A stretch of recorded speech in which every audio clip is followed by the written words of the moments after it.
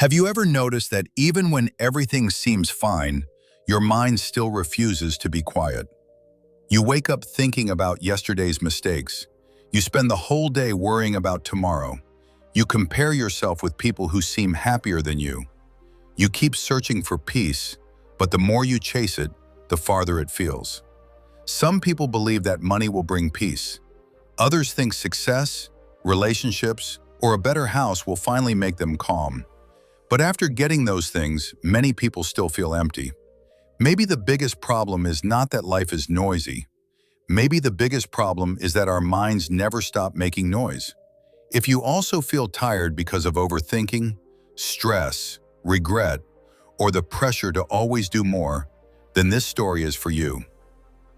Hello everyone, my name is Wali, and today I want to share the story of an old man named Alexander. It is a story set many years ago, but its lesson is more valuable today than ever before. Listen until the end, because one simple decision changed Alexander's life forever, and maybe it can change yours too. Many years ago, there was a small village surrounded by green hills, quiet rivers, and old trees that had stood there for generations. In that village lived an old man named Alexander. People respected him, but very few understood him. Every morning before sunrise, Alexander walked slowly toward a hill outside the village, carrying nothing except a wooden walking stick and a small cloth bag. He would sit under the same old oak tree for hours. He did not pray loudly. He did not read books. He did not speak to anyone. He simply sat there in silence. The villagers laughed at him. What a waste of time, Some would say. If he worked harder, he could earn more. He has become strange. Alexander never answered. He simply smiled. One afternoon, a young traveler named Ethan arrived in the village. Unlike the others, Ethan noticed something unusual. Alexander's clothes were old. His house was small. He owned almost nothing. But whenever people insulted him, he remained calm. Whenever something went wrong, he never seemed angry. His face carried a quiet peace that Ethan had never seen before. Ethan had traveled through many cities. He had met rich merchants, famous soldiers, respected teachers, and powerful leaders.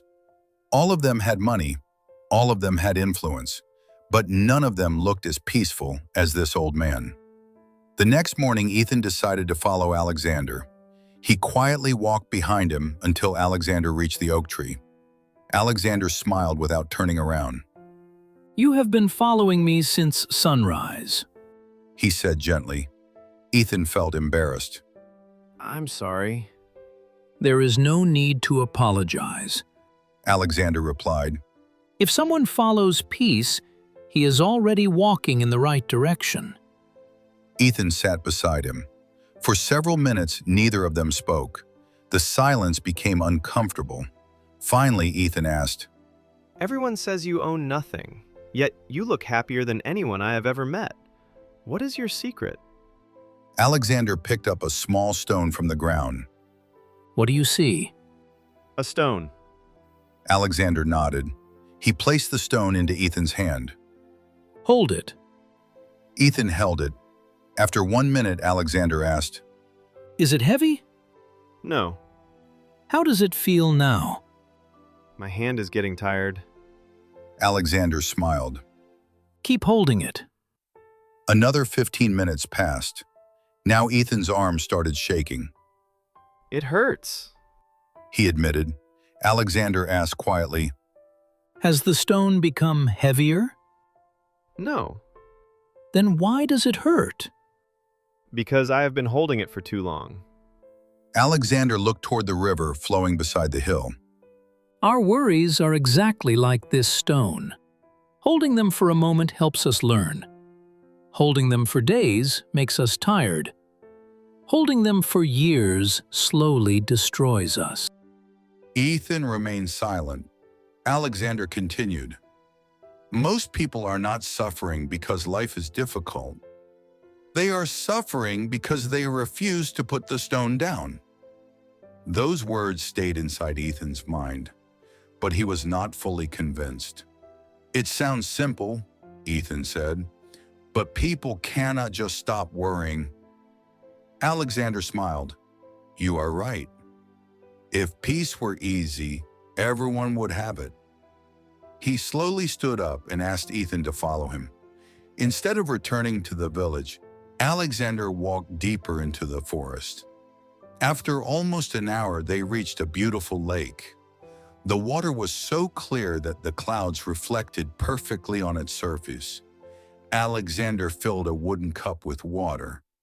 Then he picked up a handful of dry soil and dropped it into the cup. The water immediately became muddy. Drink it, Alexander said. Ethan looked at the dirty water. I can't. Alexander nodded. Then he threw another handful of soil into the huge lake. Within seconds, the soil disappeared. The lake remained clear. What changed? Alexander asked. Ethan thought carefully. The amount of water. Alexander smiled again. Exactly. The problem was never the soil. The problem was the size of the container. When your mind becomes small, every little problem makes your whole life cloudy.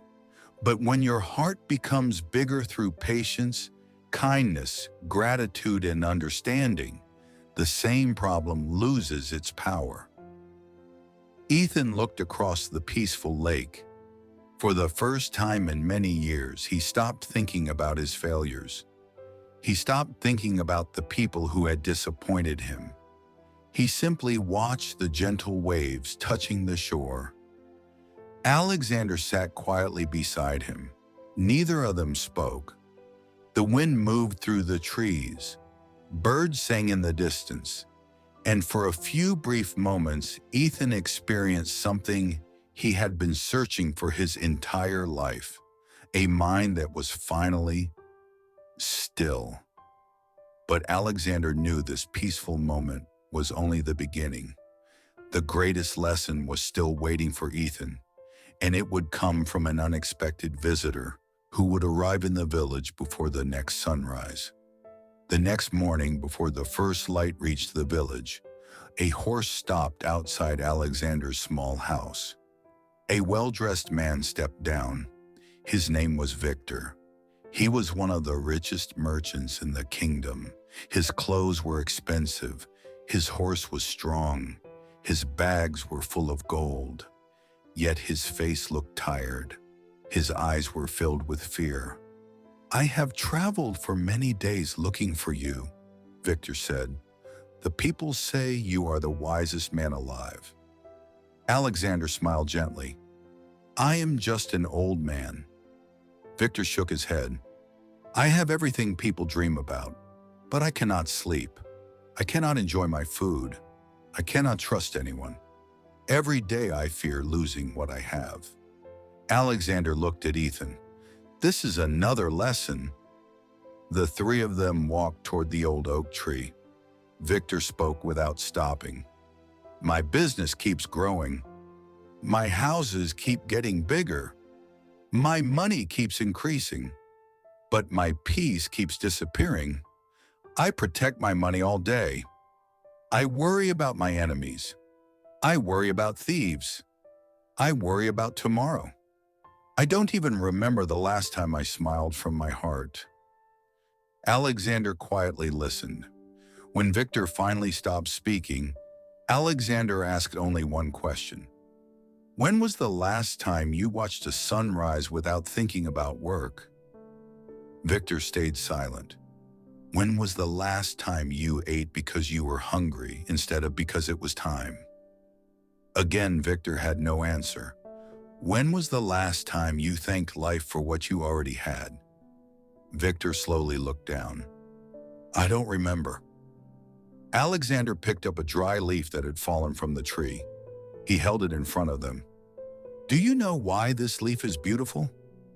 Neither Ethan nor Victor answered. It does not fight the wind. When the time comes, it lets go. Alexander released the leaf. The wind carried it across the field.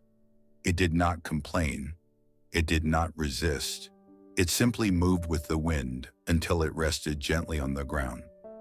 Alexander looked at both men. People lose peace because they want to control everything. They want every person to understand them. They want every plan to succeed. They want life to happen exactly as they imagine. But life has never worked that way.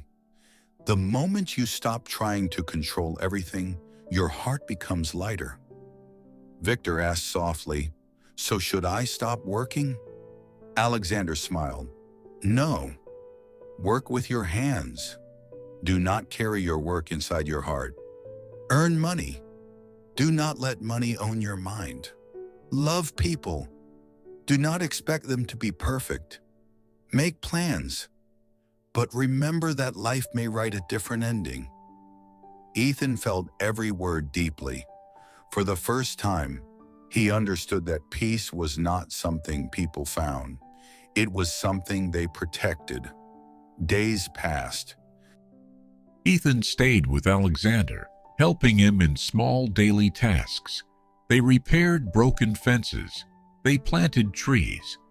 They shared food with hungry families. Alexander never rushed. Even while working, he looked peaceful. One evening, Ethan finally asked, "Master, what is the greatest secret of your life?" Alexander looked toward the setting sun. "When I was young, I wanted to change the whole world. When I became older, I wanted to change the people around me. When I became old, I realized the only person I truly needed to change was myself." Ethan felt tears in his eyes. Alexander continued, "I wasted many years fighting things I could never control. But the day I accepted life instead of fighting it, peace quietly entered my heart." Several months later, Alexander became very weak. The villagers gathered around his small house. Even those who had laughed at him came to see him. Victor returned from the city. Ethan sat beside Alexander's bed. Alexander smiled one last time. He pointed toward the window. Outside, children were laughing, birds were singing. The trees were moving with the wind. "Life has always been peaceful," he whispered. "We were simply too busy to notice." Those were his final words. Alexander closed his eyes peacefully.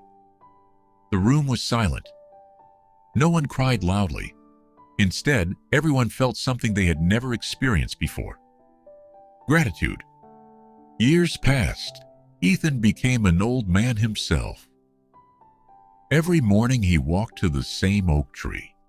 Whenever someone asked him where he had learned to live peacefully, he would simply smile and say, "From a man who owned almost nothing, yet possessed everything that truly mattered." That old oak tree still stood on the hill. Many people visited it hoping to find peace. But they slowly realized something important. Peace was never hidden inside the tree. It was hidden inside the way they chose to live. My friend, this story changed the way I think. I learned that peace of mind does not come after you solve every problem. It comes when you stop giving every problem permission to control your life. We cannot control what people say. We cannot control the past. We cannot control every future situation. But we can control our response. We can choose gratitude instead of constant comparison. We can choose forgiveness instead of carrying old pain. We can choose to enjoy today's small moments instead of waiting for the perfect life. Remember this: a calm mind makes better decisions than a worried mind. A grateful heart enjoys more than a rich heart. And a peaceful person is often stronger than the loudest person in the room. If this story touched your heart, let me know in the comments what brought you peace today. Don't forget to watch my previous story, No Way Back. It is about making a decision so powerful that quitting is no longer an option.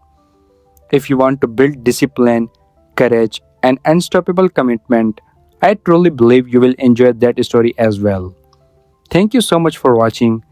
Take care of your mind, take care of your heart, and I will see you in the next story.